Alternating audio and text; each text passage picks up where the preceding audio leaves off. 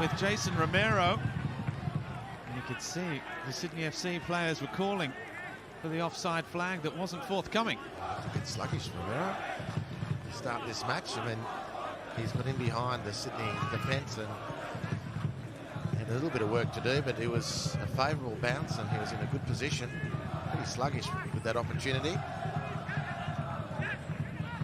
One of several APIA players with A-League experience.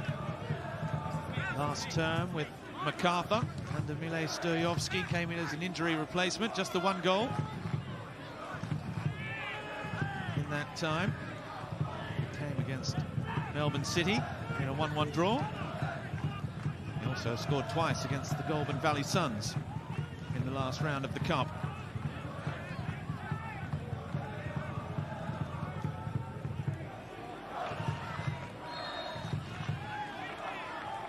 There's plenty of heat in the early pressure from both teams, which is good.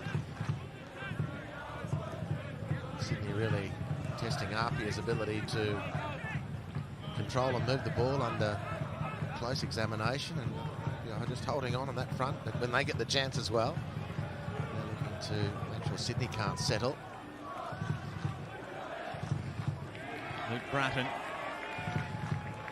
with the captain's armband, turning one way then the other, coming deep to pick up the ball from Jake Girdwood-Reich, who's in the centre of defence alongside Jack Rodwell. His appearances last season were in the centre of midfield. The Girdwood-Reich. Now Robbie Mack. Patrick Wood.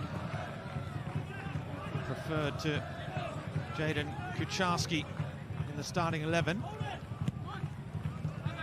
He's just signed a new one-year contract extension today. Jaden Kucharski, who was NPL Player of the Year 2 years ago. And of course, scored that fantastic 123rd minute equaliser against the Mariners to send that game into that epic penalty shootout. It's why Sydney FC have even made it this far in the competition. His young teenage teammate, the club announced today, Adrian Segicic, has just signed a season-long loan in the Dutch second division with FC Dordrecht, where a certain Patrick Boschart is assistant coach. So the Sydney FC connections still working their magic as Romero loses out. Caceres, one for Lolly to chase. Overhit, no problem for Temba Muatamalo, one of the players with A-League experience. On this side, he was with the Sydney FC.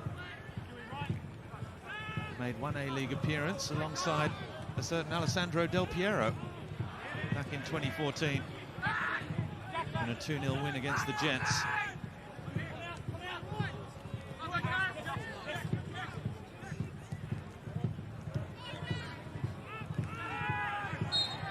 Yes, foul, says the referee. It was Jack Stewart who turned inside from the right wing before the foul on Jack Armson.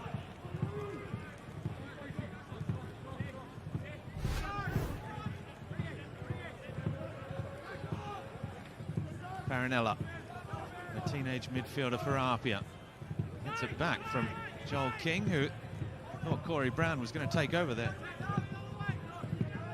Corey Holman, rather. Take over.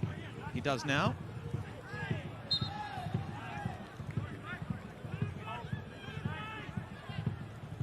Armson returning the fouling favour.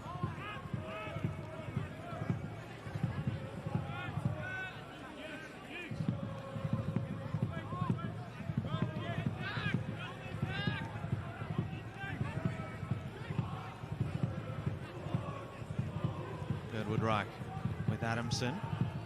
Looking down the line for Lolly. There was a slip there by Michael Kuta.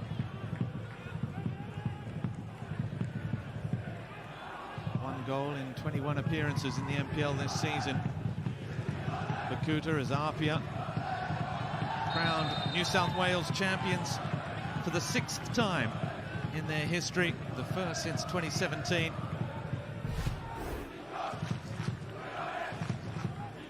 And a foul on Adamson. It's a very attacking free kick to Sydney FC here.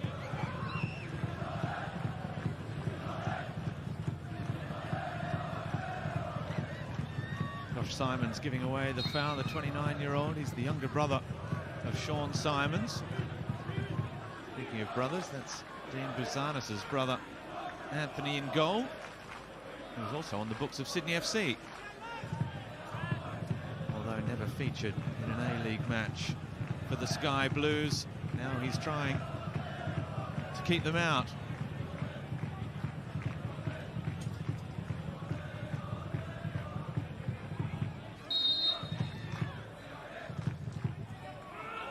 For Bratton here, who tries to steer it into the bottom corner. Lolly's little square pass, and it almost came off for Sydney FC.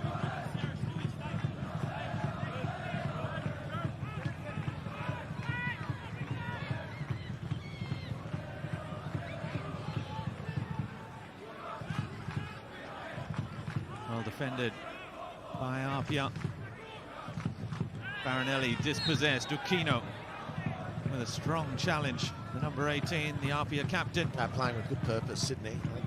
They sense, I think, the difficulty that APIA present tonight. Have been very, very strong in closing APIA down and very physical in trying to burst through, literally on that occasion. Luke Bratton and drawing the foul.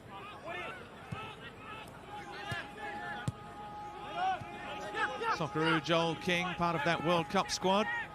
Although didn't feature, he returned from OB Club in Denmark on loan last season, has since returned permanently to Sydney FC. The left back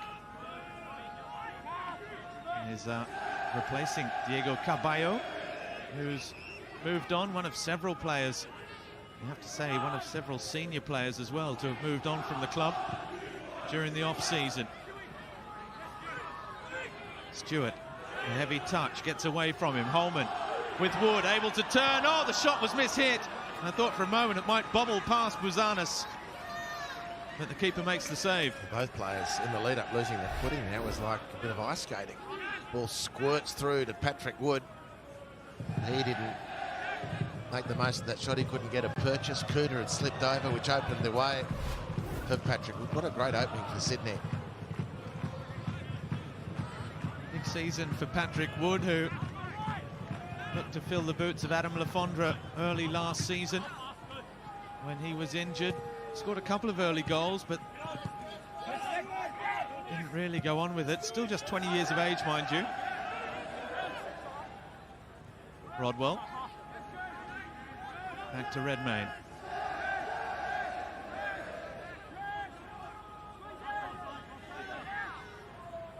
Holman. Younger brother of Jacob MacArthur.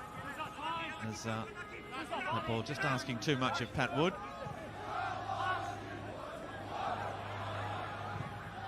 Well, that's been turned over. Loose. Here's Lolly. Oh, a heavy touch. Buzanis charging in, and Lolly can't keep his feet. And the referee points to a goal kick. Well, it's a comedy of errors from both teams, and no one really could get set. Heavy touch from Lolly. He lost his balance on the run through and then stumbled quite comically.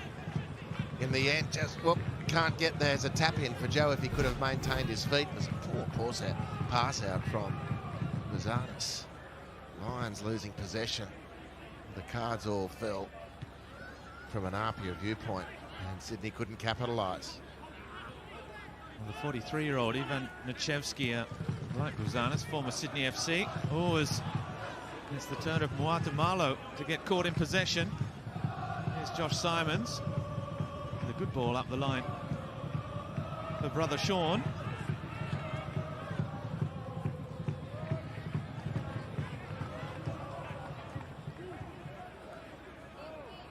Girdwood Reich clearing the danger. Well, the conditions don't make it easy, but certainly confidence And nerves shouldn't really be an issue for this APIA side who have swept all before them this season. They take on Sydney United in the Waratah Cup final for the men on the same day that the women, also champions this year, take on the Northern Tigers in the Sapphire Cup final. Both of those games to be played here at Leichhardt Oval on the 10th of September. Oh, it's quite amazing what APIA have achieved this season. Men and women champions. Final of which virtually the state knockout cup.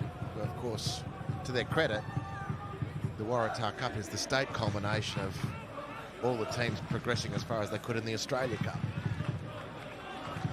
And a similar situation in Victoria with the Doherty Cup. That state federation runs its knockout competition through to its natural conclusion, which I think is fantastic given the history of the existing competitions, and then the Australia Cup, of course, provides a double opportunity. In this case for APIA, they've got to get through Sydney tonight to keep this particular flame flickering. They've been second best so far. Goal otherwise not seriously challenged. APIA, who actually won the 1966 Australia Cup way back in its very first guise. Simons, who was sliding, and Sydney FC have won it back. Really treacherous conditions at the moment for both sides. Well, really, players shouldn't be having this much difficulty with their footwork. Sure. Well, there has been a lot of rain. Well, there's no... Come on. I mean, the grounds get the sprinkler treatment before every football match.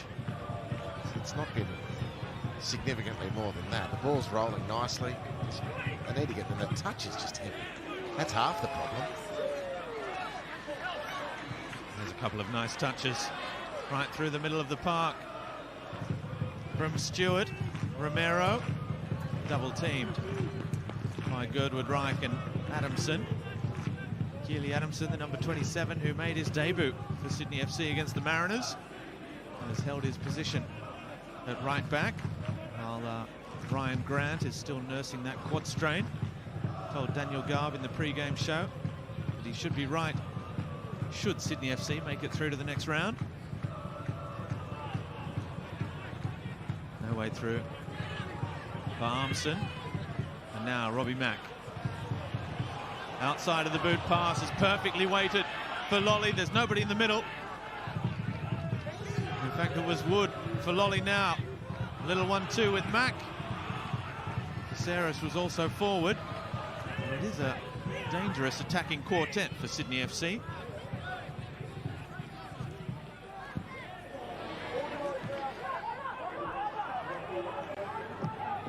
So that goal ruled out for offside, so no opening goal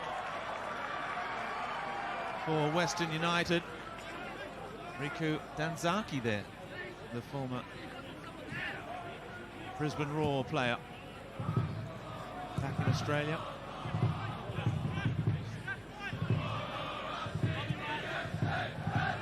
Guatemala with Simons.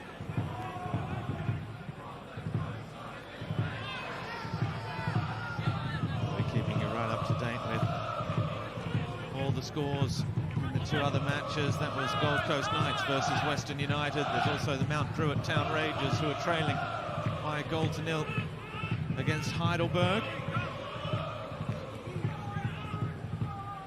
From Melbourne, Brisbane Roar 5-0 winners over Sydney United. Melbourne City 3-0 winners over the Knicks.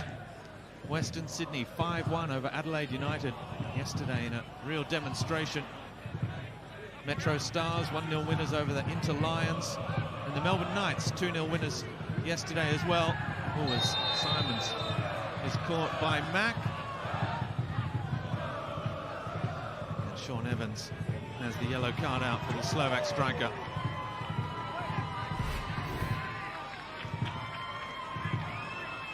Yeah, fair enough too. He left his feet pretty early.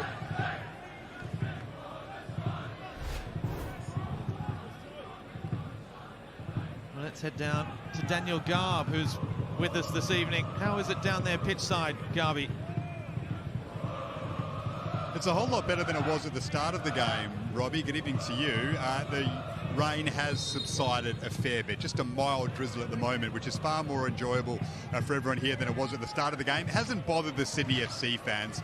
Credit them. It feels like the full Cove is in the house, and they are in full voice, bouncing, singing as if we're in the cut and thrust of the A-League season. Wonderful to see, considering the weather that has impacted the start of this game tonight. And speaking to a lot of Sydney FC fans, along with this game, there was one other subject they wanted to talk about, and that was the pending arrival, if you believe the reports, of a Brazilian striker, Fabio Gomes. They need a new man up front on loan from Atletico Mineiro is the reports. So Sydney FC fans very excited by that speculation. Of course, we await confirmation.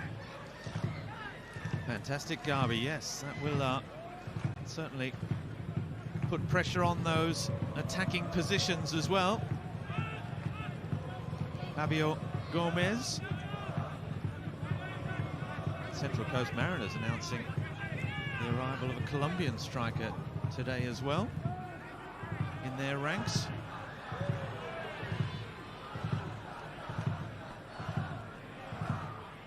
Should that be Fabio Gomes? No.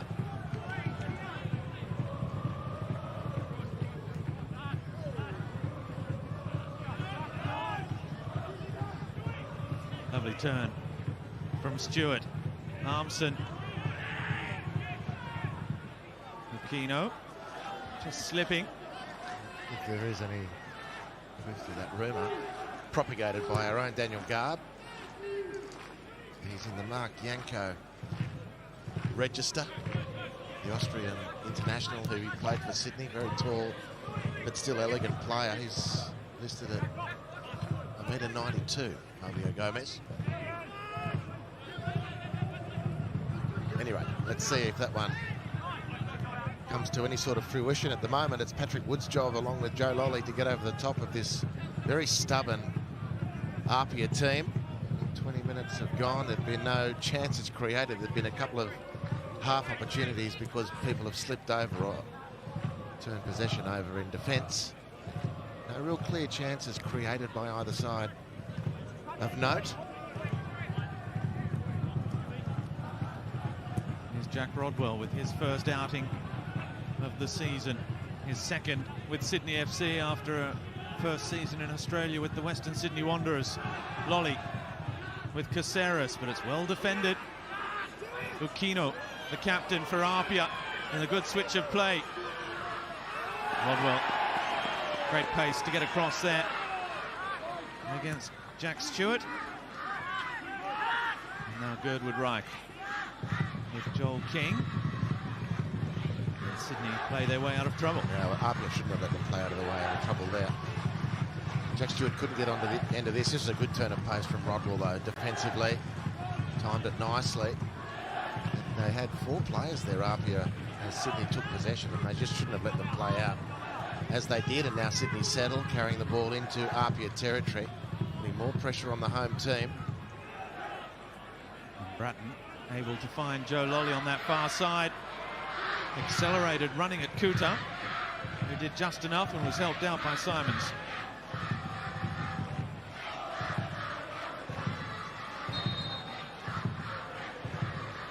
He's gone down holding his head there.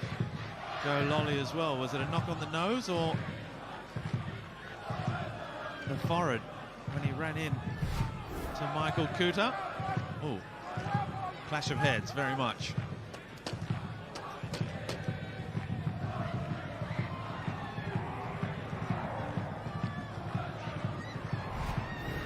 Both players tried to keep going, but Joe Lolly clearly came off second best.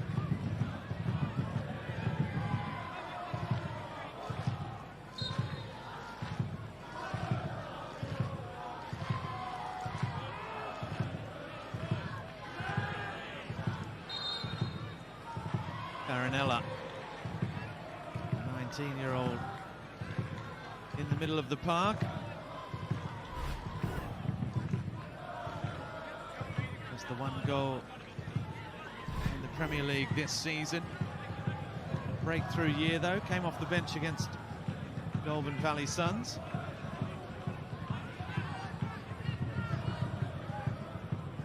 You'll note the Italian name, this club founded by Italian immigrants back in 1954. Strong Scottish influence back in its early years as well, as the flag is up for offside. And of course, champions of Australia in 1987 under the direction of a certain Rally Rasic, the famous Socceroos coach.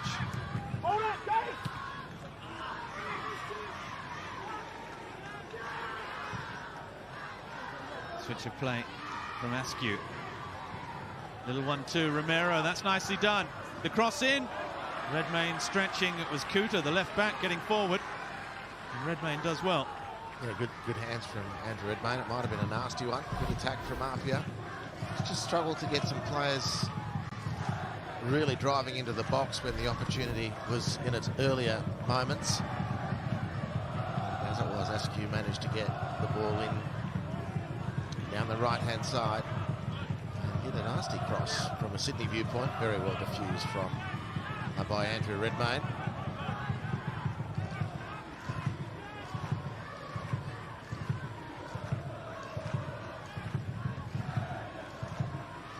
Goodwood Reich.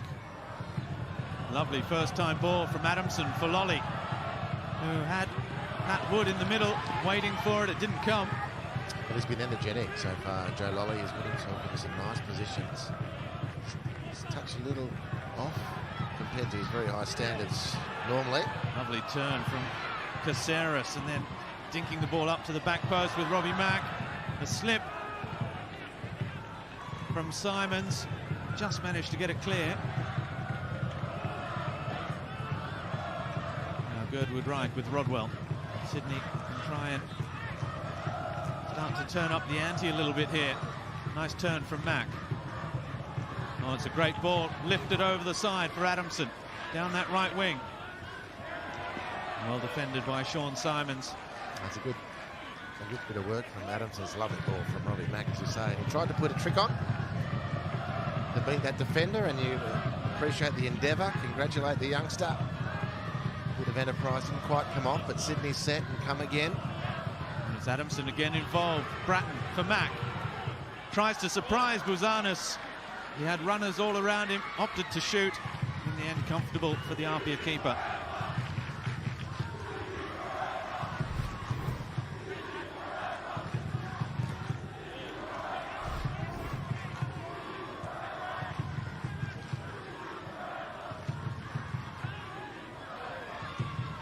Caceres again with Lolly, gets it back. Anthony Caceres. The early ball for Patrick Wood, dealt with by Guatemala. Rodwell's header.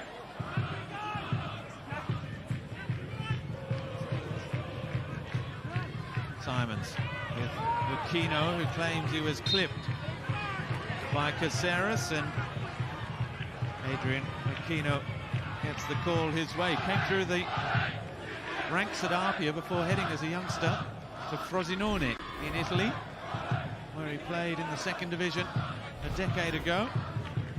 Spent a season on loan with San Giovanese before returning to Australia. And the real APIA legend, who's enjoyed a crowning season this year as well with that championship under Franco Parisi.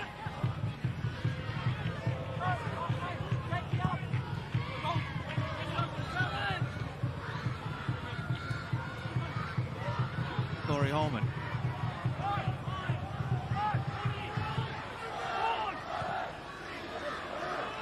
Great switch of play for Jason Romero. Was APIA's top scorer 2 seasons ago, before the move to MacArthur, as the number 14, Jack Armson, trying the shot on the turn. He's a good attacking midfielder, Jack Armson. Expected better having made that space, and he had players in support as well. It's a poor effort in the end with a really nice bit of lead up, unfortunately for him and his team, APIA.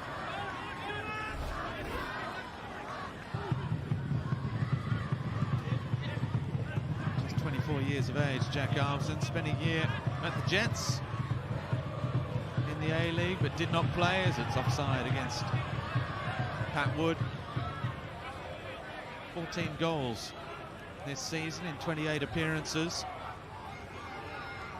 Some way behind Alek Burasevsky, the top scorer with 28 in the NPL this season for Rockdale. Roy O'Donovan with 18. In second place in the scoring charts.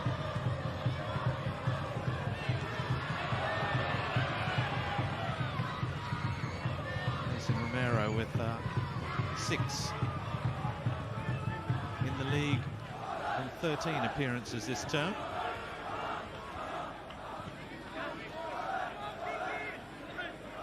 Half an hour gone. Sydney FC with the better of the chances.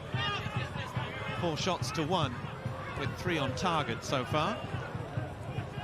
But we're still scoreless at Leichhardt Oval, the scene of 2 famous cup sets in Australia Cup history.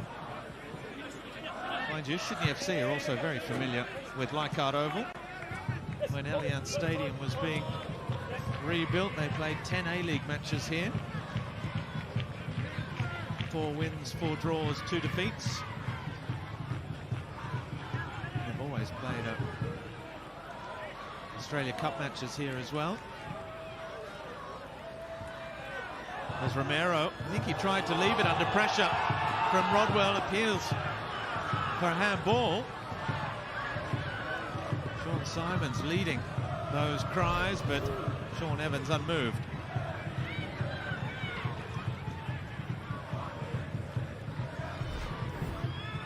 Oh, if there was a touch, it would have been very, very harsh against Corey Holman.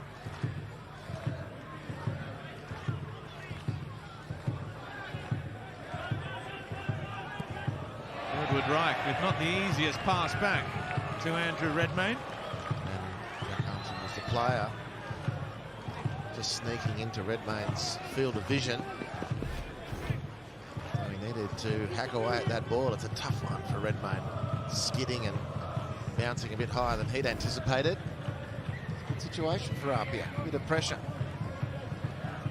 First quarter of the game, strangely, 30 minutes in. Headed by Joel King, there was a slip by Guatemala. Now Romero. Strength against Caceres. Farinella with Romero again, the American. Whipping the ball in, oh, it's not cleared by Girdwood Reich. Josh Simons looking for that little reverse pass for Armson, but no way through, only just. Fantastic chance for APIA. Almost looked a little surprised by what opened up for them then. It's a good little spell for the New South Wales NPL champions. Romero hitting a ball in which should have been dealt with. And it just slowed down, crucially, for APIA at that moment.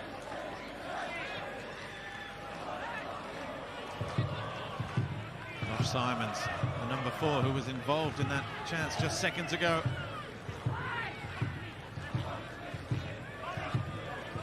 Holds on to possession. Nicely played, little 1-2. Now back outside with Stewart. Crosses, it's beyond Rodwell. And Girdwood Reich, rather fortuitously perhaps, finding Bratton and clearing the danger again.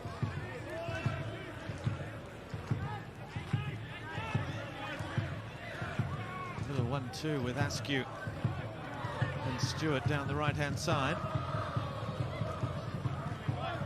Getting in behind Joel King.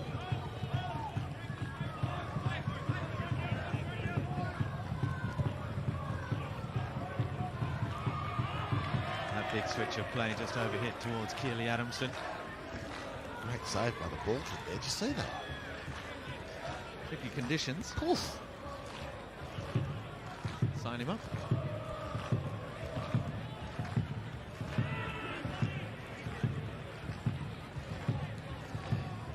Caceres nipping in, he's done well. Lolly with front position. Kuta has to pull out, now Lolly still. Wants it on his left. And here's Joe Lolly, that was Patrick Wood.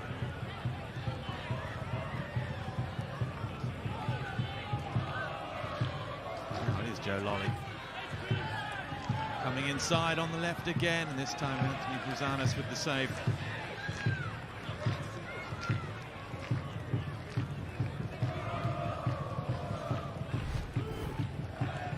Nice cut, Joe Lolly. He's really played with a lot of purpose tonight, Joe Lolly. The effort's been impressive. He's used his body well, just hasn't quite had the Lolly touch at the end of it with his feet. I think that's not far off.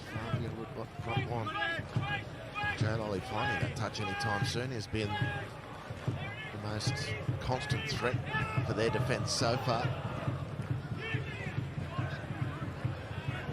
Strong from Luke Bratton. Keno came off second best. He tries to run it off. As Simons is scythed down. The run from Keely Adamson inside. Lolly couldn't find him. Pat Wood was waiting in the middle. There's a case in point. Took up a great position. Just ultimately, unlike him, based on what we saw last year, just didn't have the answer.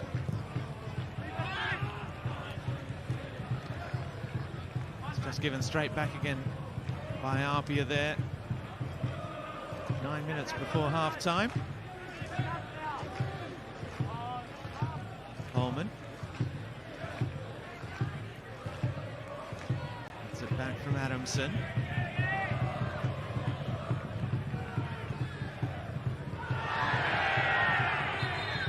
Jason Romero has been sent tumbling over the sideline.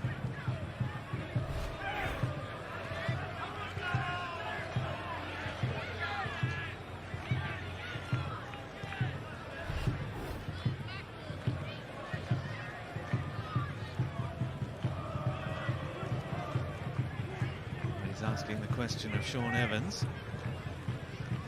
There was to be any more action taken there. Didn't look overly dangerous from Girdwood Reich. It is just a throw for Sydney FC. Bratton back with Girdwood Reich. One in the air by Josh Simons. Farinella looking again for Askew. Brings it under control into the area.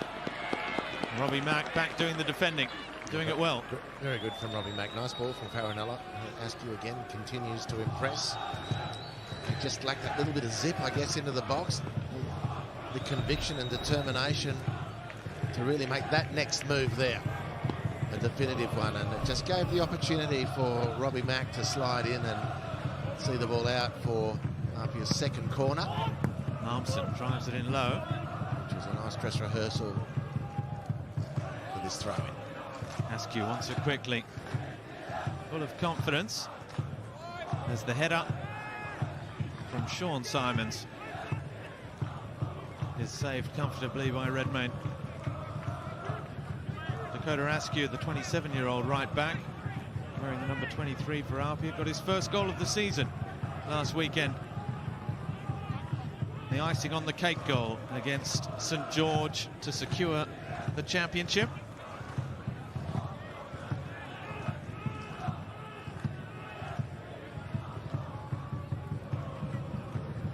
Now we've got another goal between Mount Druitt Town Rangers and Heidelberg United. And it's Heidelberg United who have their second goal. Sean Ellis. That was Ian Ashton with the second goal there for Heidelberg United. We now lead the Mount Druitt Town Rangers by 2-0 just moments before half-time. Still scoreless in the other match this evening between the Gold Coast Knights and Western United.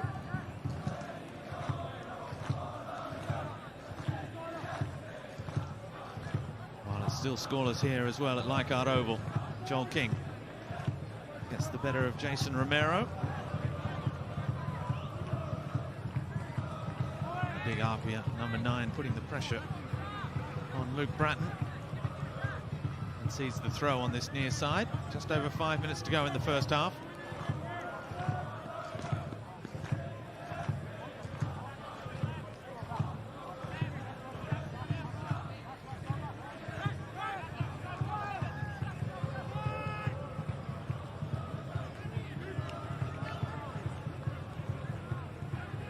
Woodreich. So Lolly just didn't quite have his footing right as the ball arrived, unable to control.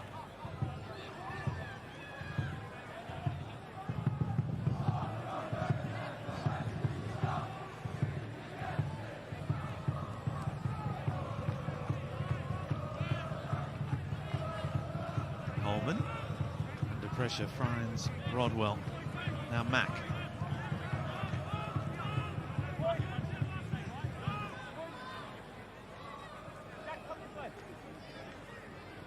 Bratton, a little touch with Adamson, a little pocket of space as well for Mack in that number 10 role. He gets it back again. Guatemala with a good challenge. So Lolly won it straight back again.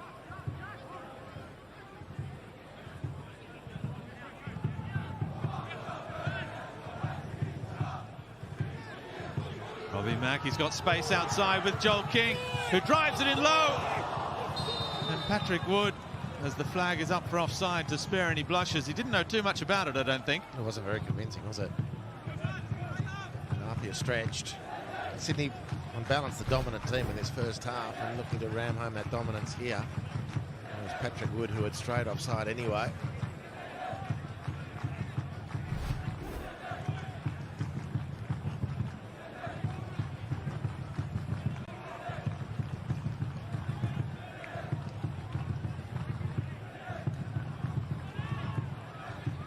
Nice little touch inside for Armson.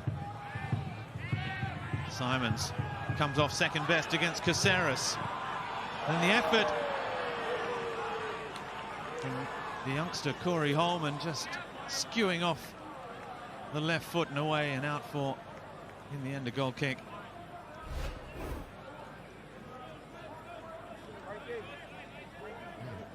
Quite sure what was being intended there. Might have been the problem. Rory was in two minds himself. Good sided goal. APIA will be content to see it through to half time. I'd suggest at 0-0 if they can manage it. This will be a late thrust on the APIA goal with this free kick. Chino with the foul on Caceres.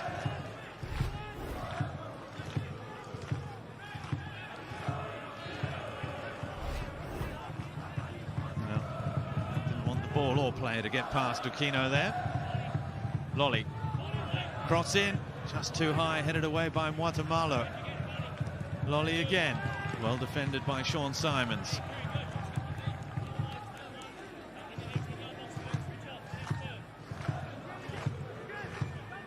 Seven shots to 3 so far in favour of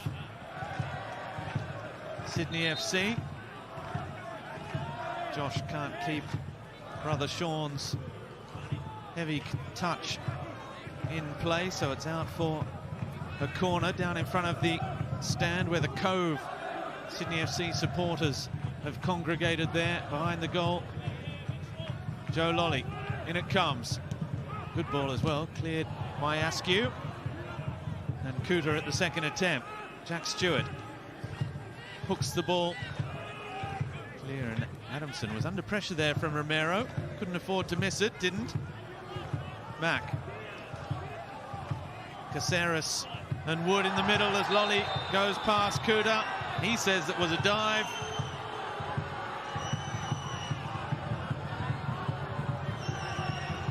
Referee thought about getting the yellow card and does so now in the final minute of the first half. fitting in that sense that it's Joe Lolly who wins the free kick. If Lolly's in his normal touch and forms, APIA would, I'd suggest, be behind by now. He's had a lot of possession. He's earned that possession.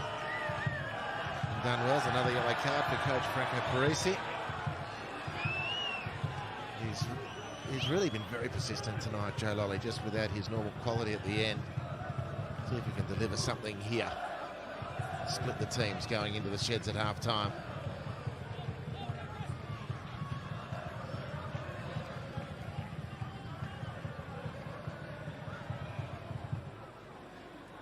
Very good and vocal crowd in attendance as well for this evening's game, given the conditions all afternoon. APIA, a very well patronised semi-professional community club in the Sydney's inner west. 1 minute of stoppage time. We are in that now. As Lolly and Mack stand over this free kick. It is Robert Mack, it only makes it as far as the wall. And Sean Simons.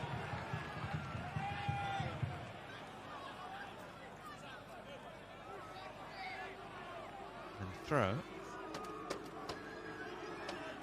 Goes APIA's way as well.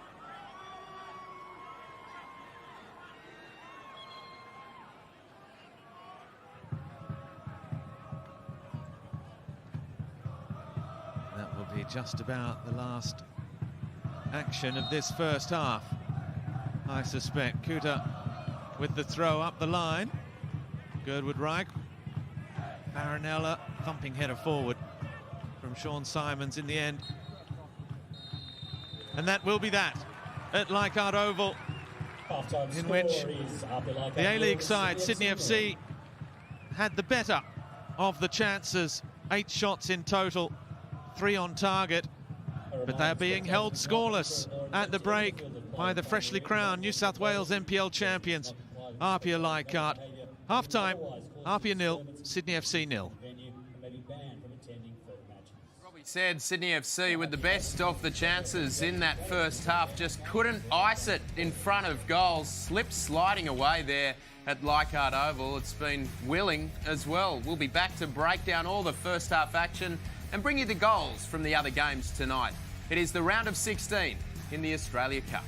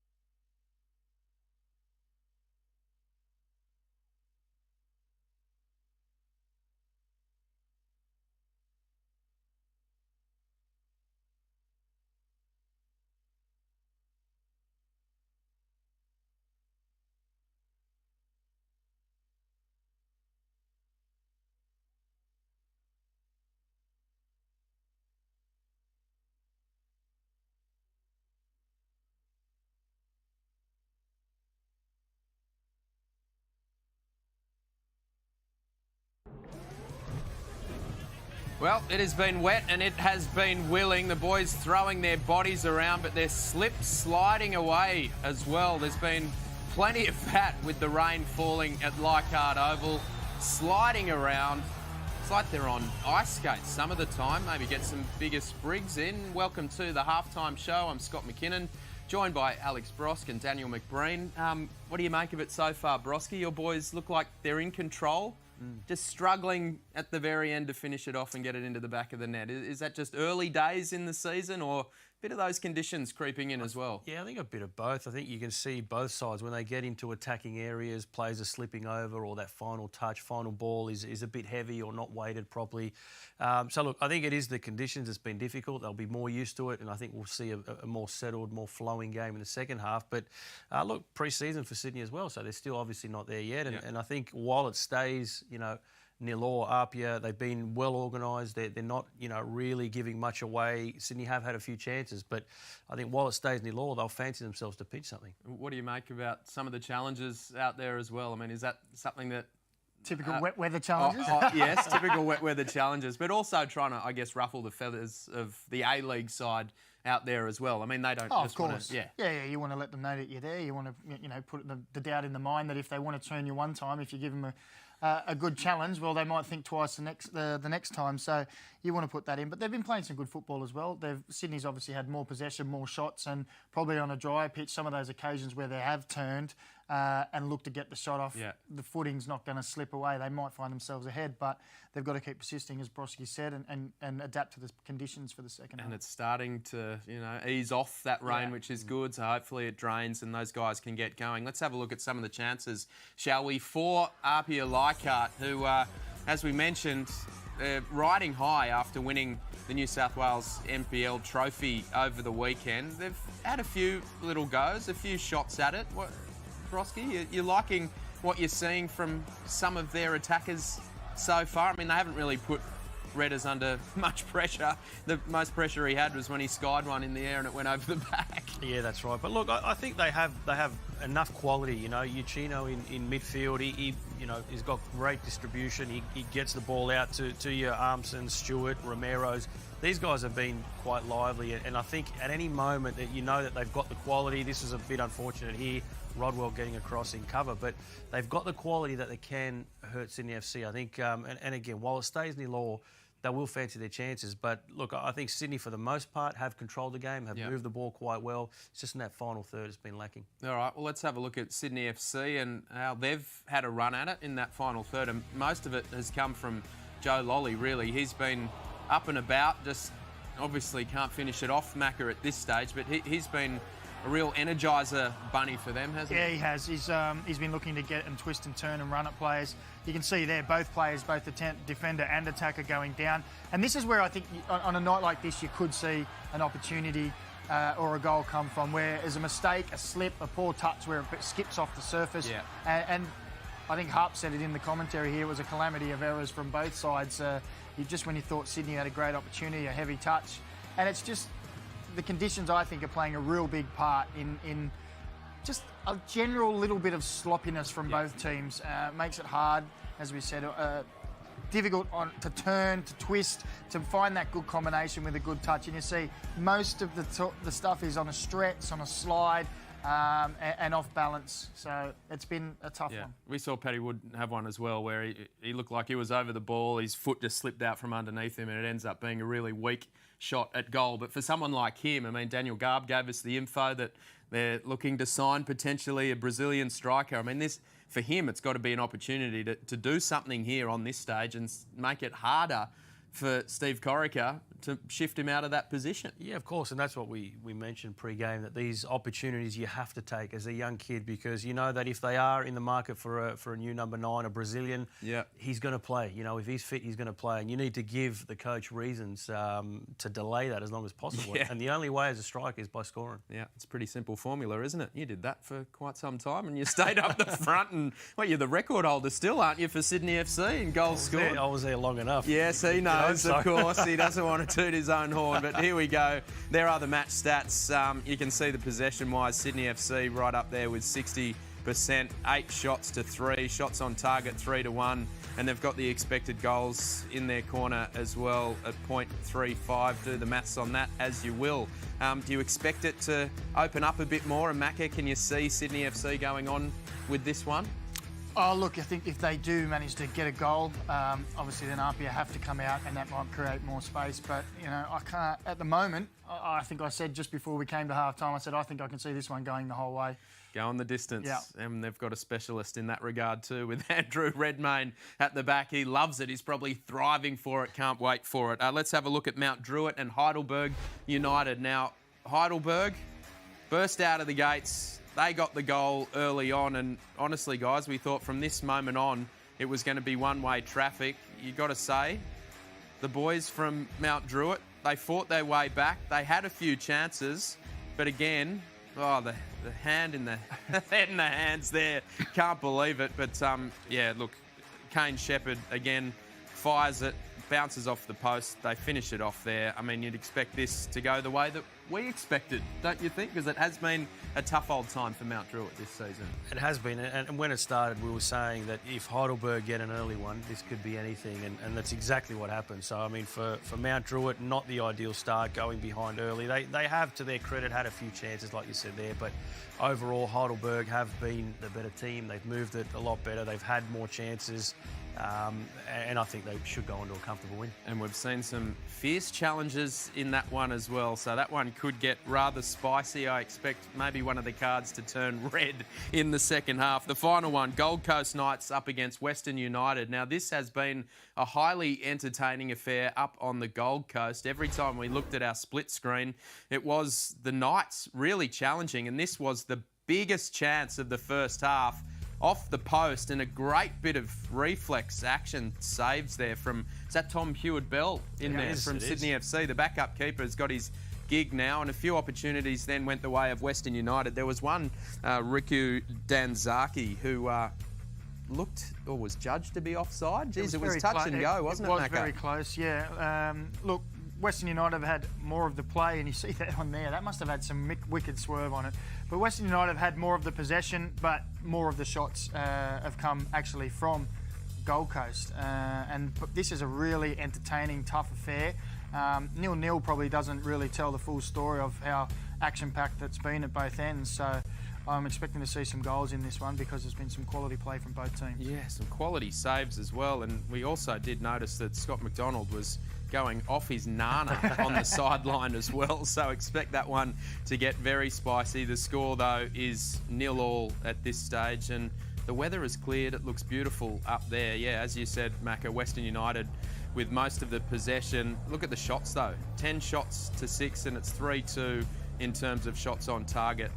Yeah, this one's going to be a spicy one. Well, I think Brad Edmund can't believe that Heward-Bell saved that one. I'm still be thinking about that one now because it felt obviously coming back from the post, but it was a fantastic save, and they probably feel that they should be up 1-0 there. Got to say, Heward-Bell, wow, what a talent. I mean, we've seen how good he is when he's backed up for Sydney FC. Now, we are bringing you all these 3 games. Our feature game is at Leichhardt Oval. That is APIA up against Sydney FC. We've got the Mount Druitt Rangers. They look almost ready to go as well. They're playing against Heidelberg, and the one we were just talking about too is the Gold Coast Knights up against Western United. But let's get down to Daniel Garb, who's with the former APIA Leichhardt coach. Yeah, thank you. I'm with Billy McCall, former coach of APIA, now the director of football and a massive fan of the club as well. But the man who led APIA Leichhardt to that famous win in 2018 over the Melbourne Victory in the Australia Cup on this very ground. It must bring back some very special memories, Billy, to be back here. Very special, and we're hoping for another special one tonight. And I'm confident the boys can do it. And I'm hoping for a 1-0 victory and a goal from Jack Stewart. What a season it's been. I mean, Franco Parisi, his first in charge, led you to the league title. You're in the Waratah Cup final as well, still in the Australia Cup, half-time in the round of 16. Why has it been such a wonderful campaign? It's been a brilliant year. I've coached Franco Parisi for a number of years, and he wanted to coach. We gave him the opportunity. Him and David DePuzzo have had a fantastic year. We're playing some brilliant football. We've won the league. As you say, we're here tonight. We've got the Waratah Cup, and we want the treble. Sydney FC have been on top, though, in the first half. How did APIA stay in it? and then manage to snatch that winner potentially? We keep defensively good, and we're going to hit them in the counter-attack. The weather conditions doesn't suit both teams for good football, so it could be an error that could be the decisive factor, and I hope it's Sydney APIA's way. For your sake, I hope the magic of the cup goes your way as well. Billy McCall, thanks for joining us. Good luck in the second half. Boys, it's not too far away, the second 45. Thank you, lads. Yep, love that confidence and absolutely love that accent as well. They are making their way onto the pitch. Let's get back to our commentators, Robbie Thompson and Andy Harper. Take it away, boys. Thank you, Scotty. Thank you, gents, for that halftime show. And yes, we are back. The rain has all but abated here at Leichhardt Oval now. Sydney FC being held for the moment by APIA Leichhardt. An APIA side playing at home in front of a solid home crowd given the conditions, and a side full of confidence as well, having crowned New South Wales NPL champions on the weekend with that 3-1 win over St George, crowning off a fantastic season. And as we just heard from former coach Billy McCall, looking for the treble. Well, they've got one of the 3 trophies in the bag so far. The women's section also looking for an historic double as well for APIA this season, also crowned NPL champions. A fantastic year for the club that might just get a little bit better over the next 45 minutes. The second half is underway. It's Sydney FC, the Sky Blues, that get the second stanza up and running. No changes to either side at the halftime break. Andy Harper, as we heard from the former APIA coach Billy McCall, a mistake could settle it in these conditions, but hopefully a little moment of magic as well. Yeah, well, Sydney will look to reassert their dominance very quickly. There's another player slipping over. I mean, they've had 45. It's really crazy. Now, the conditions, what conditions are we actually talking about here? The pitch looks magnificent. There's no puddles.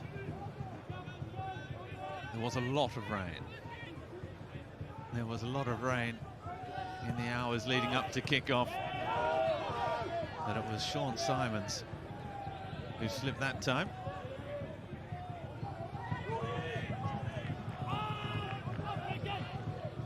Lolly, ball back in. Cleared by Askew.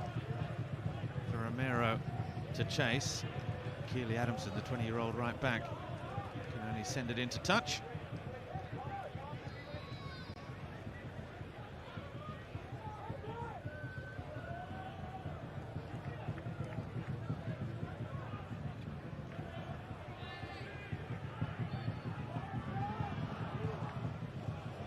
Good little ball in behind, and Pat Wood crossed early for a colleague that wasn't there. Sean Simons is under hit. Lolly comes away with it again. Lolly still going, still going. Mack takes over. Lolly again, saved by Buzanis. And the first chance of the second half comes the way of the A-League side.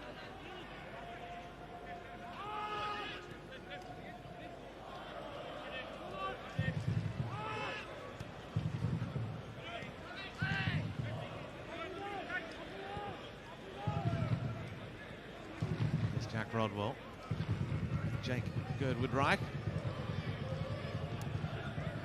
with Bratton with Caceres.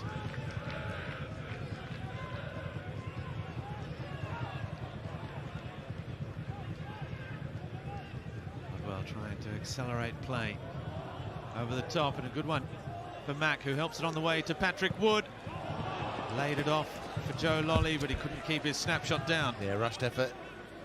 Very good start to the second half for Sydney, really putting APIA under a lot of pressure. The goal has been under siege, certainly compared with the first half. Within the danger zone more times already in the opening 2 minutes of this second half, maybe than Sydney did the entirety of the first half, notwithstanding the general dominance that they were enjoying.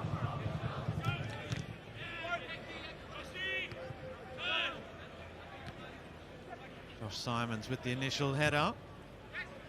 Thompson can't take over. Simons there again. Lunging in the number 4. That's a terrific stretch from Josh Simons. He's a really good player. He's never disappointed on any occasion. We've been able to watch him. It's a great little pass from Caceres for Mack, and then just overplaying the ball for Patrick Wood. It wasn't really on. Well, I think it's actually poor play from Patrick Wood. You know, he wasn't alert to that situation at all. Not on the same wavelength, and Robert Mack actually put the ball in a nice space when there was an opportunity to do it. And Paddy Wood just wasn't anticipating. Gave himself up completely in an offside position where he didn't need to be taking that up. Rosanis, whose brother Dean plays for Reading in England. Paranella has a couple of touches in the middle of the park. Michael Kuta, who's on a yellow card from the final moments of that first half for a foul on Sydney's danger man, Joe Lolly. Guatemala kicked off by Lolly again. Inside Caceres. Foul by Armson. And the first booking of the second half.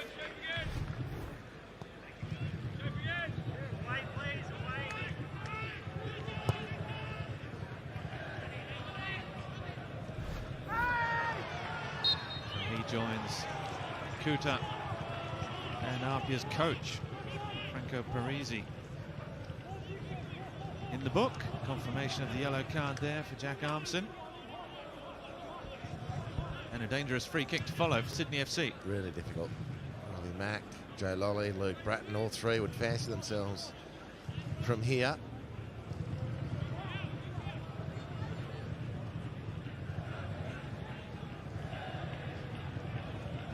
To be done from Anthony Bouzanis, real estate agent by day, footballer by night. Like so many of these APIA players, football is the second job. Semi-professional side with a professional past.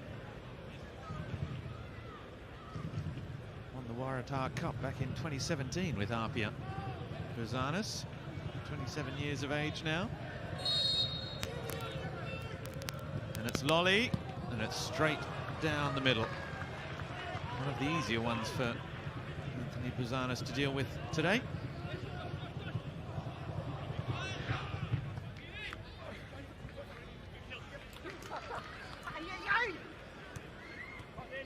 Adamson just getting away from Sean Simons, Josh's older brother by a year. And now Mack. It might yet fall Wood. Back for Robbie Mack. It's well played off the post.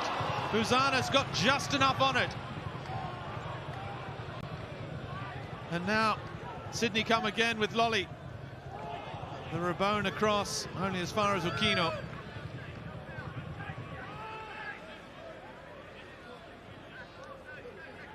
And Sydney FC getting closer and closer. Lolly again, early cross for Wood over the crossbar. Well, a busy minute or so for Patrick Wood. He's set Lolly up beautifully. Great save from Bouzanis. And then when Lolly puts the ball back on for the striker to do his real business, Patrick Wood just couldn't capitalise. It's a great chance. Sydney FC showing more endeavour, more desire at the start of this second half. Oh, Guatemala's ball back was underhit. Adamson settles things for Sydney FC again. Already 4 shots in this second half in 7 minutes for Sydney FC.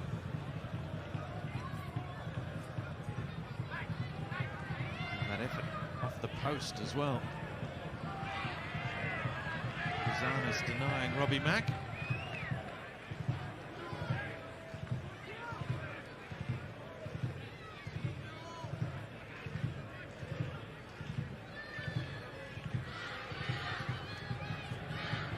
Romero looking for the little flick, no way through.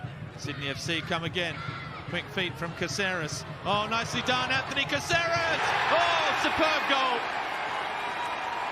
Classy finish from Anthony Caceres. And the goal, you have to say, has been coming in the end, in the 9th minute of the second half. Caceres finds a way through.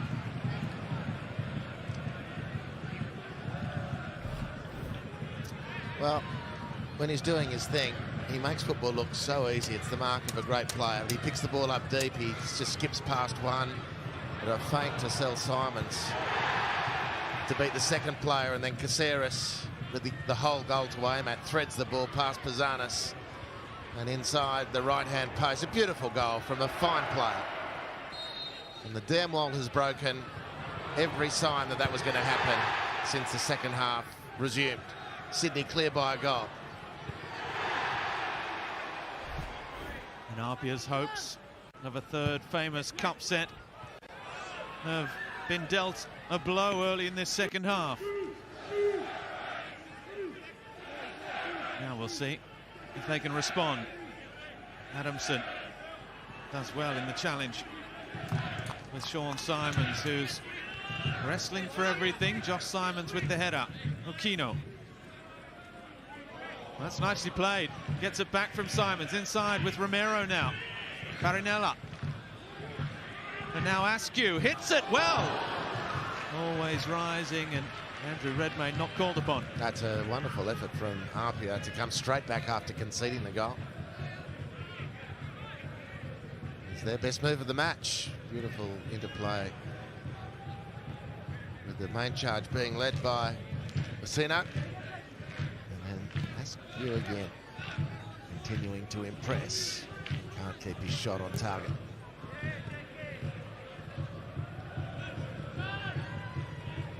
Lolly wins it back, exchanges passes with Mack. Caceres enjoying himself. Made light of the difficult conditions, didn't he? Treacherous conditions here, Robbie, treacherous. Almost anti-football.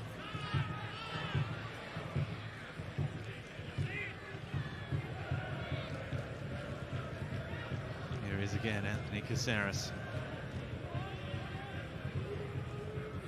Lolly, nice first touch to take him away from Kino. Caceres takes over again. APIA showing them plenty of respect on the edge of the box. Carinella wins it back as Lolly just got tangled in his own quick feet. They need to show a little more urgency, APIA. Well, they've got nothing to lose, that's for sure, in their hunt for the treble. We'll see now how festive those celebrations were after securing the New South Wales NPL Championship on Sunday.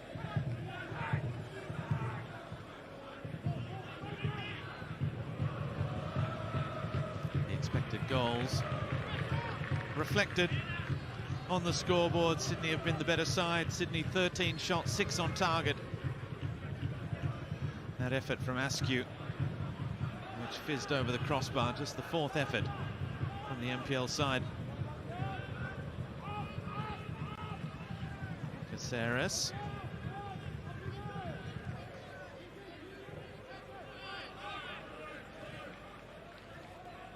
You feel that a fair few of those touches in the opposition box have come in this second half already as well. It's been far more cutting edge from Sydney FC. That's nicely done by the centre-back, the young centre-back, Girdwood Reich. Here is again with Rodwell.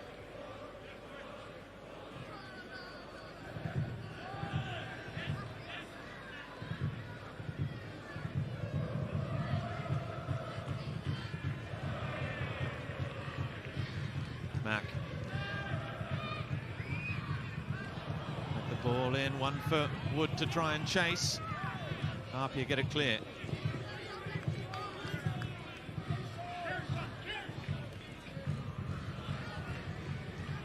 There's a little ball through from Simons, overhit for Romero.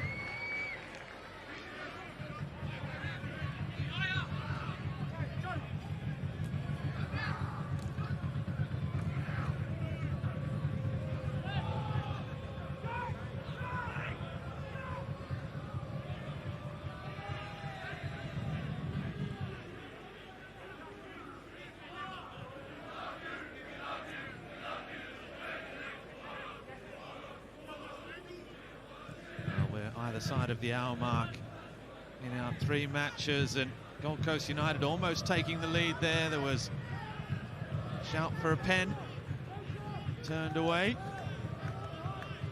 against Josh Risdon there.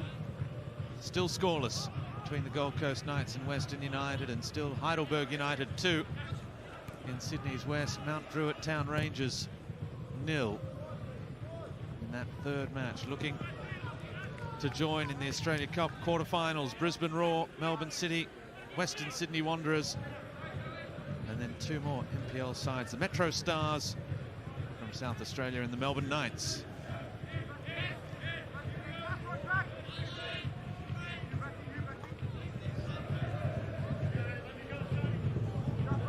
Last year we had Sydney United and the Oakley Cannons in the semi-finals, 2 MPL sides in the semi-finals. Sydney United becoming the first MPL side through to the final of the Australia Cup.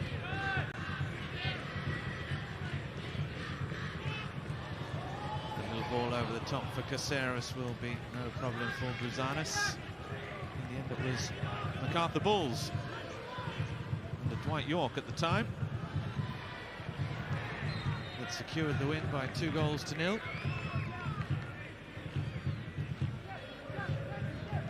Unfortunately for the Bulls, it was not a sign of things to come that season for the Bulls or for Dwight York.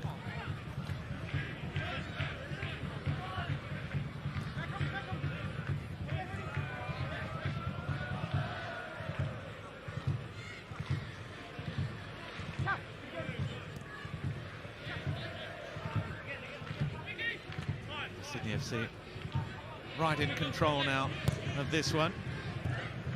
Steve Corica certainly love a second goal.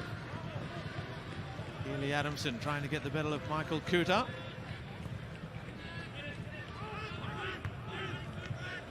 Edward Wright can only find Adrian Aquino. Armson, no way past Corey Holman. No. Sean Simons has done well. Accelerates, bundled over by Luke Bratton. He's asking what that was about. Shoulder to shoulder bump at best, really. Not much in it. Not a lot. Simon says acknowledging he got a freebie there. His endeavour was rewarded. They can look at the bright side. He'll be even more pleased if they put this in the back of the net. Armson and Kuta, 14 and 21, standing over it. Now it's just the left back, Michael Kuta. And it comes near post. There's the big central defender, Josh Simons. His brother won the free kick. Number 16, Sean Simmons. And it's Sean Simons who's coming off. Replaced by number 17, Rory Jordan. And it's Rory Jordan who's coming into the game now. Another player with A-League experience. He was at the Jets last year. And now he comes into the contest.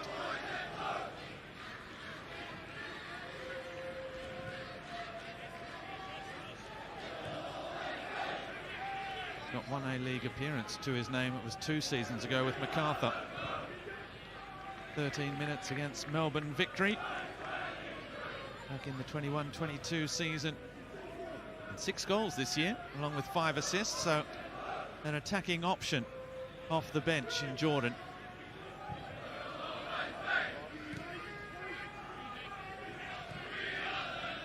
Here he is, first touch, taking on Adamson.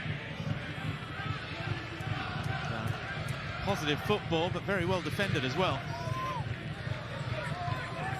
He's back and gets a touch against Lolly. Just enough.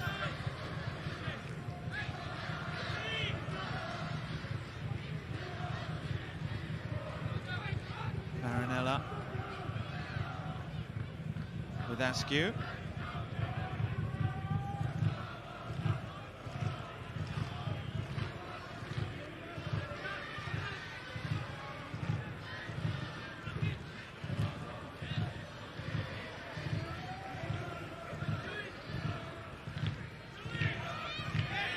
gets there. I think he's won the touch as well off Michael Kuda, who claiming he didn't get the last touch, but it looked like he did.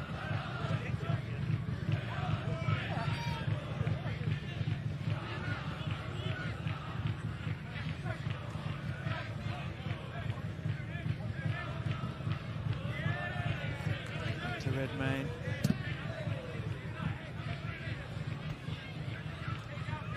Reich just putting his foot on the ball there and didn't really have an option going forward. They've handed over the ball through Andrew Redmayne's clearance. And if APIA need any extra motivation, they need just look at the scoreboard. They're only a goal behind.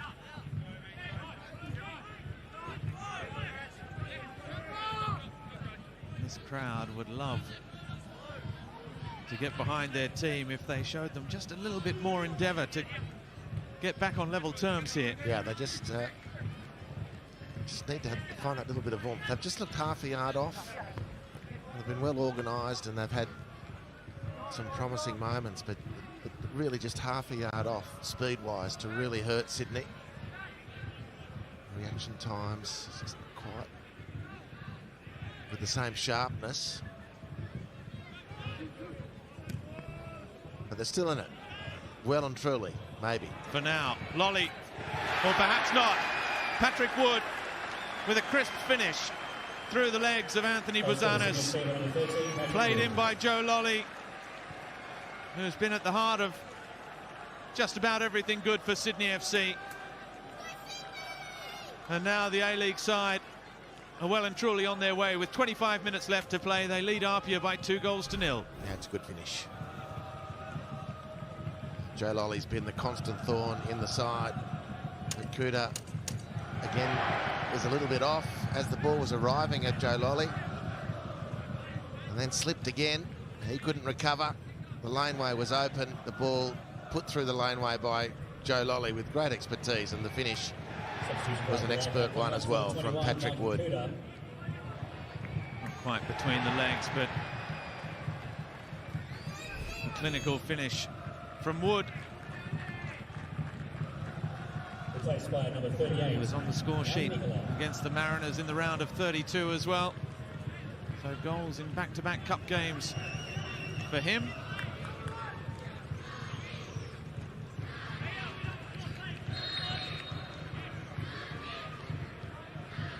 Another change with Yanni Nicolaou coming into the game. For APIA in a right-back position. Askew's moved to left-back. That's him there with that header away, the number 23. So Michael Kuda on that yellow card. And just a little slip as well in the build-up to that goal when confronted by Joe Lolly. Has made way. Goes Lolly again. Looking for the run of Robert Mack. Well, they're looking rugged at the moment, actually. APIA. Lovely turn from Wood, who lets Mack take over. Oof! And Bouzanis could only look and stare as that one deflected just wide of his post. I need to really work hard APIA in the next little period to make sure this doesn't blow out, because they're looking tired, and for the first time in the game really looking a little bit draggled.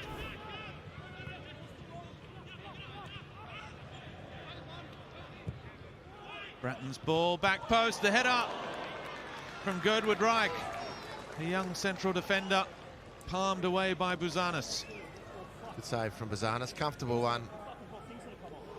Good header from Girdwood Reich. Rose nicely, headed strongly.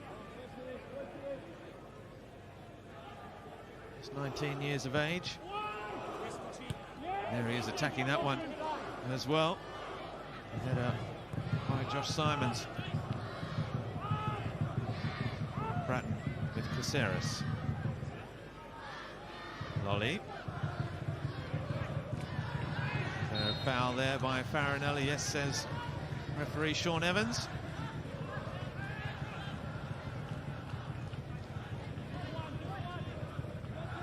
Sydney FC in pre-season. They're still a couple of months out from the start of the A-League campaign. But they've grown into this match. Here's Lolly. He's done well, riding the challenge of Jordan, and it's off Askew. And out for another corner.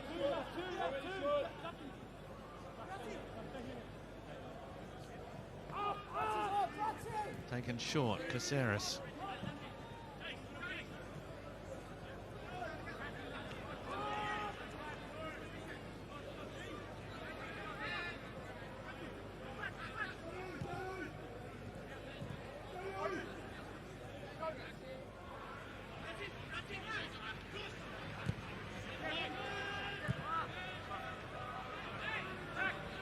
Rodwell.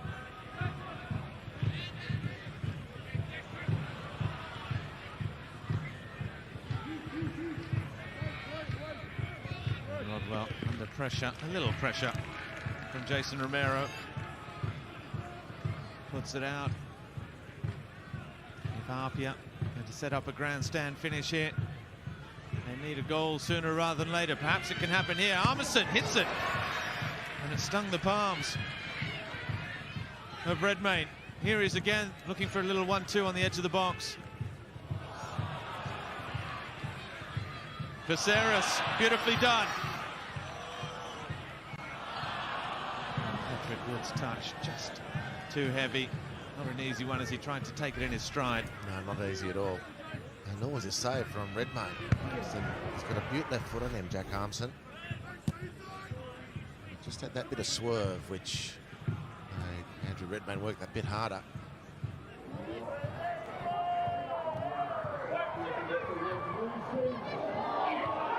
Oliver Lavali with the goal for Western United. One of the new faces in John Aloisi's side. And so the A-League team have the lead against the Gold Coast Knights. Looked like it could have been an own goal. Yeah, maybe off Jaden Walker, the number 2. And that, as best we've been able to keep an eye on it, and as words come through, is unfortunate for the Gold Coast Knights. They've had a lot of great moments, probably the majority of the goal moments by reports.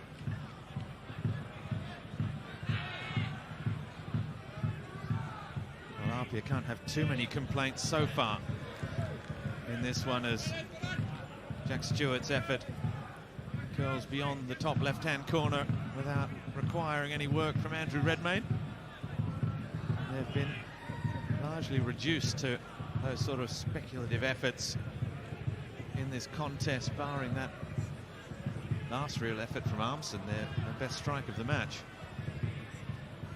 For APIA, that is. They trail by 2-0. There you see it, 17 shots to 6. Just the one on target, as they're being outnumbered at the back. Wood's goal won't count as the flag is up for offside. That's disappointing for Sydney and for Patrick Wood, young striker. The way APIA are really struggling at the moment, there's a potential feast on for him.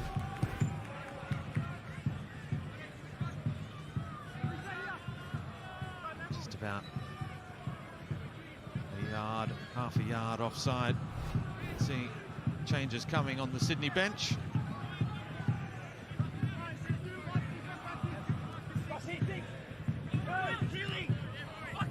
Like a triple change coming for Steve Corica. Marinella. Good challenge. Caceres. Releasing Mac. Caceres still full of running.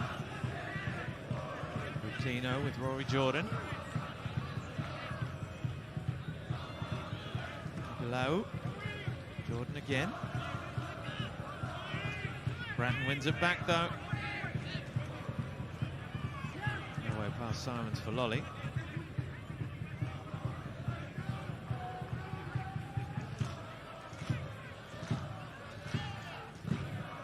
low again.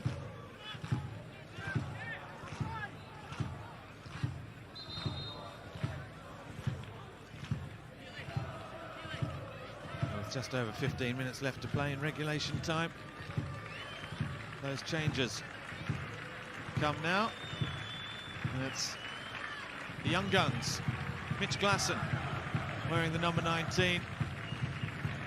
Jaden Kucharski, the number 25, and number 3, Aaron Gerd, who we saw a lot of last season, particularly when Alex Wilkinson was injured right at the start of the campaign.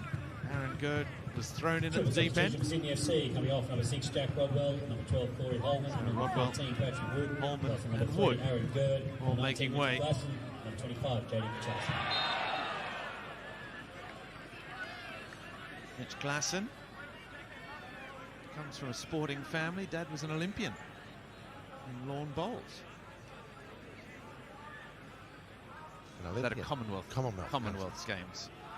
I don't know how many bowling greens there are in Africa. Maybe a lot, but it's definitely a Commonwealth Games sport.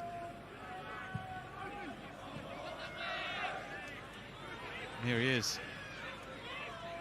A nice touch, looking to accelerate. He's got Kucharski screaming for it outside him. Drives it back across the face of goal. Tantalising from Kucharski. Maybe this is going to be a big season for him. He's got so much talent. Tells that story of a lot of Aussie youngsters having to wait their turn behind bigger name imports, etc. He can light up a field. Jaden Kucharski knows where the goal is. This is quite a tidy offering. Glasson might have got the jack high there.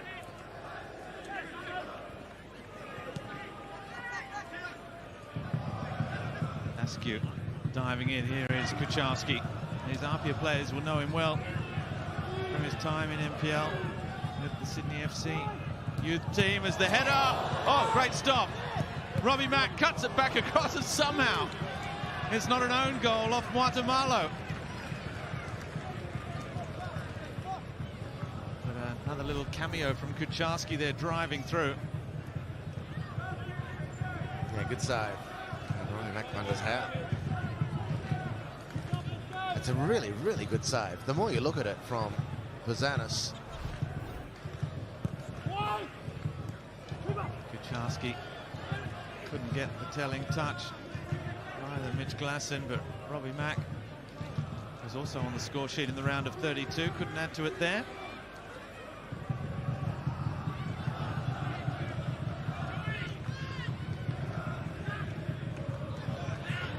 Stewart, he's done well. Rory Jordan was just coming inside though.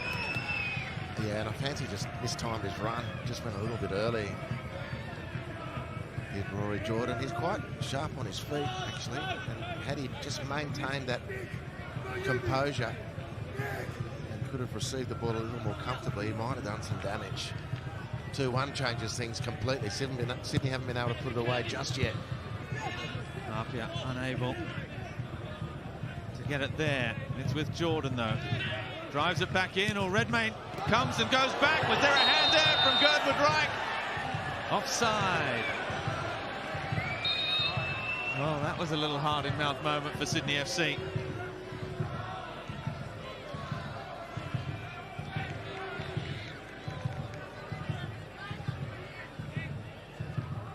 Substitution for APIA Leichhardt coming off is number 9, Jason Romero.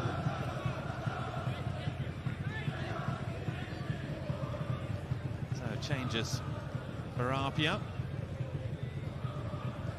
And at number 4, Josh Simmons. Josh Simmons, Simon Simmons making way. Replaced by number there 6, we see. Sparacino, and number 3, Paul Gillespie. I don't know about this as being offside, just quietly. Yeah. And then there is a case for handball. That's a huge call in a non-VAR competition, of course. It's come off Simmons. The initial offside looked dodgy to me. I didn't see it at all, not from those replays. So perhaps in balance, Sydney have dodged one there. 2-1 makes things very, very interesting. And they, of course, been awarded the penalty and not the offside. would have had to score it. Yes, but all that. There was a few dominoes to fall, but it did look a clear case for a penalty.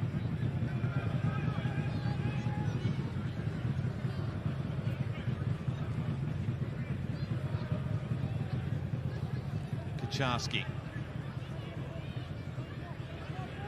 goes again. The cross towards Glasson. Here's Lolly with Adamson. Gets it onto the left.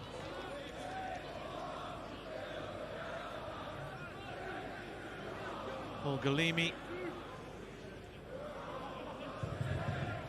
has come on wearing the number 3 shirt. Just 2 starts for him in this MPL season. 29-year-old is Lolly to the back post. Good, Woodreich again.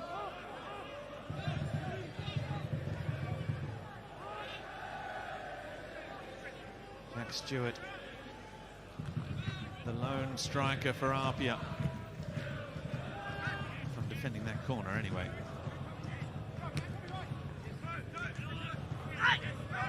Rory Jordan fouled by Kucharski. The other change, Anthony Sparacino, wearing the number 6. Going on into an advanced midfield role alongside Aquino and Farinella. Askew up the line with Rory Jordan. That's well played. Armson. Stewart can't get there though.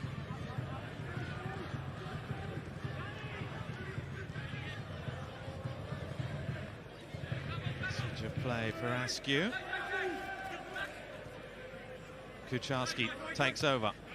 It opens up for him down this right-hand side. Ooh. And Galimi, who lined him up from a long way out and didn't miss.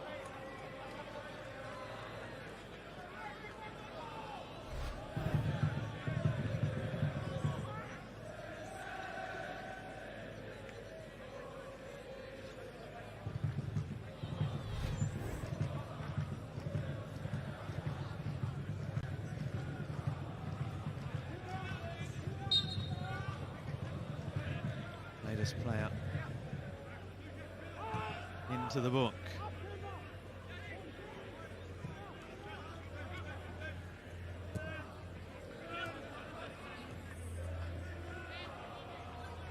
Here's Adamson trying to jink his way through. Sparacino with a little touch for Jordan. Just wouldn't fall for Jack Armson. Really, Adamson's done well at right back today. With Ryan Grant to return. The right back stocks looking healthy for Sydney FC. Lolly. Caceres ball towards Kucharski.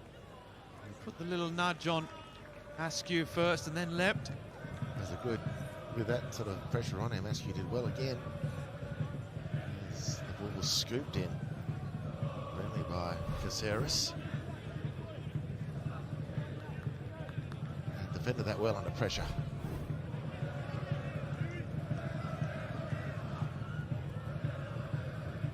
Oh,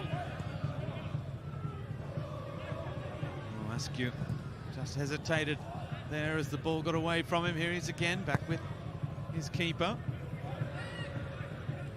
7 minutes to play plus stoppage time. Girdwood Reich with a nice little touch. For Lolly. Glasson.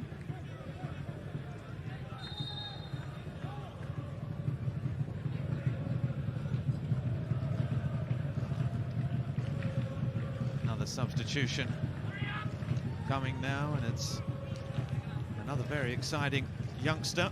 Substitution, Sydney FC coming off. Joey's fans will recognise him, Nathan Manatides, who's just signed a 3-year deal with Sydney FC, scored 2 goals in the Under-17 Asian Cup. Off the bench, an exciting winger. Sydney FC announcing they beat off 8 A-League suitors for his signature.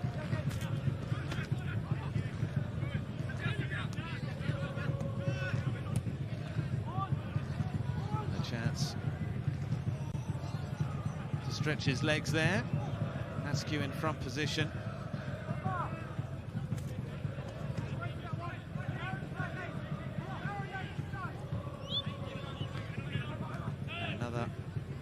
To come out of Adelaide as well, Nathan Amanatides. Glasson.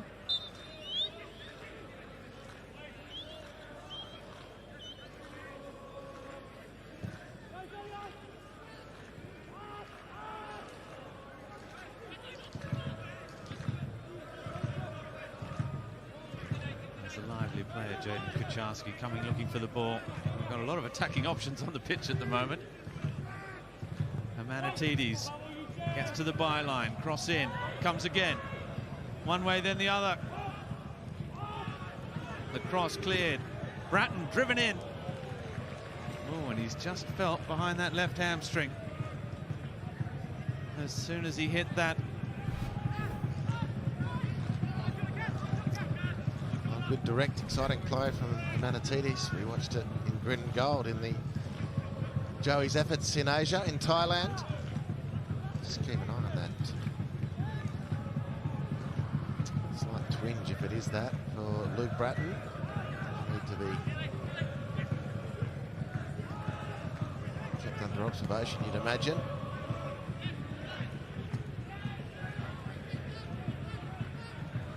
There's Joel King. Quiet night for Joel King at left back. Caceres.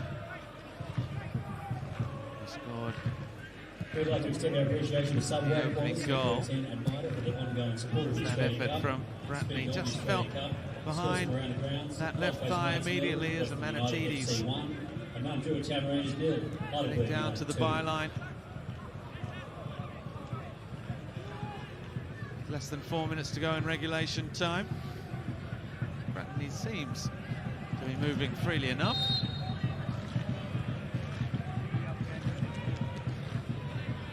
Maybe just felt a little twinge. Probably won't be taking any more left-footed shots from outside the box. Is there time for APIA to fight back in this one? Jordan's ball. Oh, Redmayne comes and does well under pressure from Jack Armson. Aaron Gerd with Kucharski. King with Girdwood Reich, who had to adjust well. Finds Keely Adamson. Galimi picked up an early booking, claiming Lolly went to ground to her easily there. Taken quickly. Glasson looking for another free kick.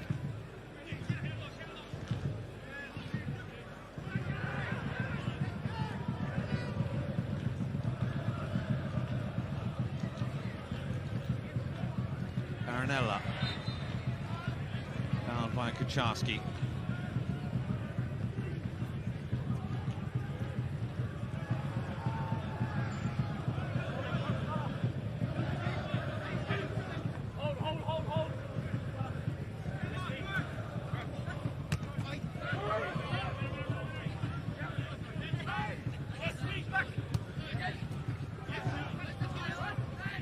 As it stands, Heidelberg will be joining the Metro Stars and the Melbourne Knights as MPL sides in the quarterfinals. Western United still doing the damage against the Gold Coast Knights.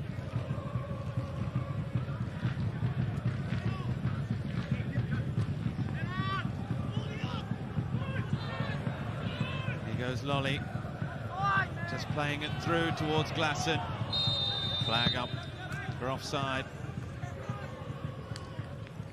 And we have a third goal now for Heidelberg. Substitution for Sydney FC. Amir Number 10, Abdallah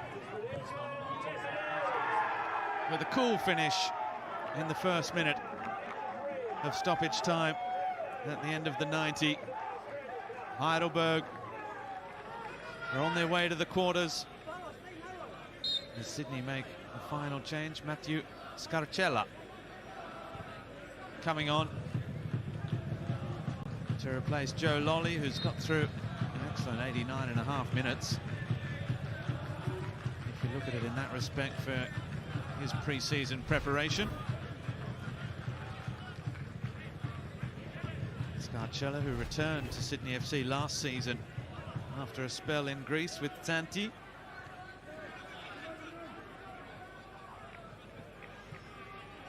Signing on for the new campaign. Caceres with a great run. Glasson shoots and saves. On the turn by Bouzanis, who's had a very busy second half. Yeah, they've had a couple of moments with 3 minutes to go now of stoppage time, as indicated by the referee. They've had a couple of moments, APIA. They've found it really difficult to impose themselves generally, and the second half has been pretty much all Sydney, with more chances than the couple they've got. That potential penalty claim just comes into sharper focus now for APIA. I know there was a few things that had to happen for them to be awarded the penalty, but it looked like it could have been. And 2-1, they get a shot, a real shot of energy. The crowd get that shot of energy as well. Yeah. And outside of that, there really hasn't been a lot to stir them. They've been strong. Well, fair play Sydney FC, who denied them that chance to believe, to hope. And there's been that class differential as well.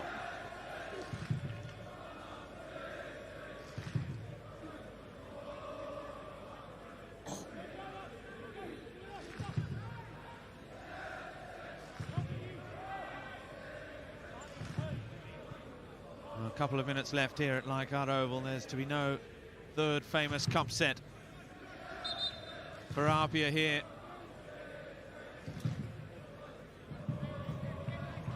Luke Bratton, Sydney captain.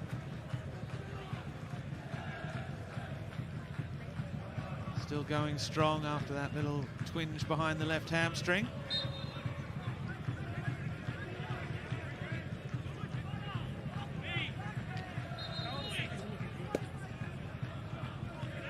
And we've had the sealer on the Gold Coast as well.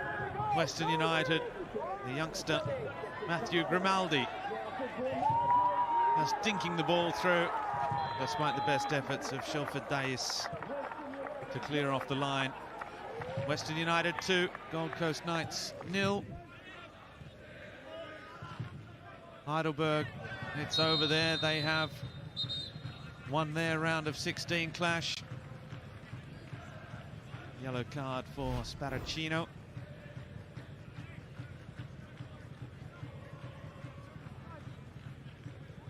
With that frustrated little kick out at Kucharski.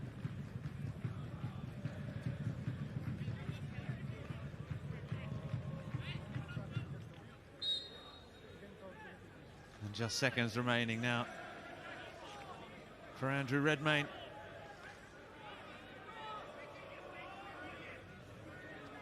Will there even be time to take it? Well, there wasn't, I don't think. The final whistle goes from Sean Evans. Second half goals from Anthony Caceres and Pat Wood, meaning no treble for APIA Leichhardt, but their fantastic season still has one more date in the Waratah Cup on the 10th of September. For Sydney FC, their pre-season heads to the quarterfinals of the Australia Cup. One of 5 A-League men's teams into the last 8 to go with 3 NPL sides as well. It started wet and windy, and it finished a disappointing result for the home side. But Sydney FC too strong on the night. Sydney FC 2, APIA Leichhardt 0.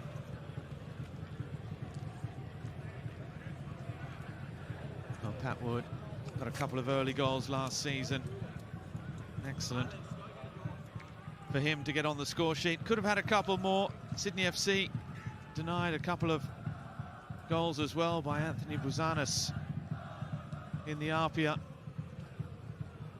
goal with a couple of fantastic saves. There was nothing the experienced APIA players could do to try and turn things around. Jason Romero, for example. They're players that have that A-League experience, perhaps just coming too soon after that big night for them as well in the New South Wales NPL, where they secured the championship with that 3-1 win over St George. Take nothing away from what has been an excellent season. Well, let's head down pitch side now with Daniel Garb, who's with Luke Bratton. That I am. Thanks very much, Robbie. The new Sydney FC captain through to the quarterfinals of the Australia Cup. Before we get on to the game, we're a bit concerned there for a moment. You struck a beauty on your left, but then you felt for the hammy straight away. Is all okay? I wouldn't call it a beauty. It was more like a worm burner, but yeah, it's all good. Just a bit tightness, probably cramp, but yeah, all good. Good to hear. How relieving is it to, this stage of your campaign, basically pre-season, against such a good side in APIA, to get through to the final eight? Yeah, obviously it's they're the premiers for a reason. They're a fantastic team, and we always knew it was going to be tough. And the longer it went on 0-0, the more chance they got one, more chance they have of getting one. So it was professional in the end. A lot better second half. I think we controlled the game more, but yeah, plenty to work on. We fully expect a flurry of incomings to Sydney FC in some key positions. So to have wins like this and get some young players, some exposure like this before those players come in, how encouraging is that? Yeah, it's good. The young boys that came on did a great job. And yeah, we got a lot of young boys. Like you said, we got to sign a few players. So yeah, it's looking good. We got to keep working hard, and yeah, it'll come. How are you finding the captaincy? Yeah, it's good. Good. Big shoes to fill, but yeah, it's good. All the best for the season. Well done tonight. Cheers, guys.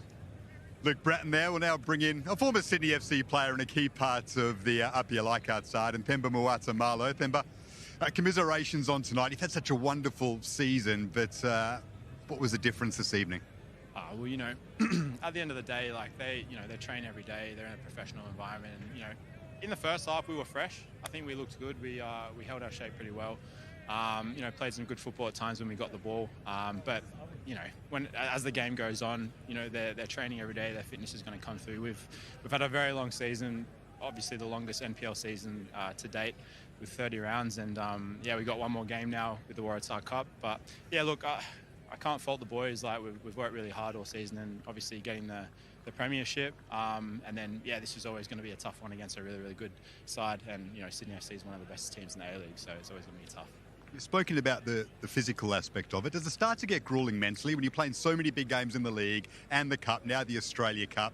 You're not full-timers, of course. Can it become a little bit taxing mentally too? Oh, yeah, 100%. I think that's the biggest difference, really. Like you're only training like 3 times a week, and obviously pretty much 90, if not 95% of the boys all work at the same time as well. So, working, then going to training late nights, and then backing up for the weekend, week after week, it does wear you down a little bit. And they're good footballers. They're in a professional environment, so their sole job is to train and then play on the weekend. So they're obviously going to be ready in tip-top shape for those games. And we're just trying to push through at the end of the day, which is it is what it is, really.